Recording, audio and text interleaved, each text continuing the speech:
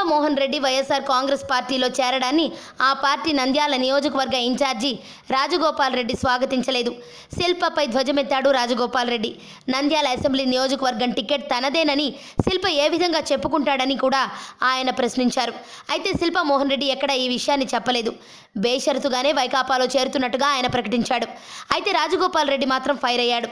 Nandyal assembly ticket తనదేనని ఆయన విశ్వాసం వ్యక్తం చేశాడు. ఇదే సందర్భంలో వైకాపా అధినేతపై పూర్తి నమ్మకాన్ని వ్యక్తం చేశాడు రాజగోపాల్ రెడ్డి. వైఎస్ కుటుంబంతో తనకు 30 ఏళ్ల నుంచి అనుబంధం ఉందని, నంద్యాల నుంచి పోటీకి తనకే అవకాశం ఇస్తాడని రాజగోపాల్ రెడ్డి విశ్వాసం వ్యక్తం చేశాడు. మరి శిల్ప చేరికపై వైకాపా నుంచి ఈ తరహా స్పందన వ్యక్తం అవుతోంది. ఇటీవల వైకాపా నంద్యాల నియోజకవర్గ ప్లీనరీలో కూడా రాజగోపాల్ రెడ్డినే ఇన్ఛార్జిగా ప్రకటించారు. ఆయనే వైకాపా తరపున పోటీ చేస్తాడని కొంతమంది నేతలు అన్నారు. అయితే అనూహ్యంగా శిల్పా మోహన్ రెడ్డి వైకాపాలోకి వచ్చేశాడు. జగన్ సాదరంగా కండువా వేసి ఆహ్వానించాడు. అయితే రాజగోపాల్ రెడ్డి మాత్రం తనదే నంద్యాల టికెట్ అంటున్నాడు. మరి ఈ వ్యవహారం ఎటు మలుపు తిరుగుతుందో, ఏం జరగబోతోందో అనే అంశం ఆసక్తికరంగా మారింది.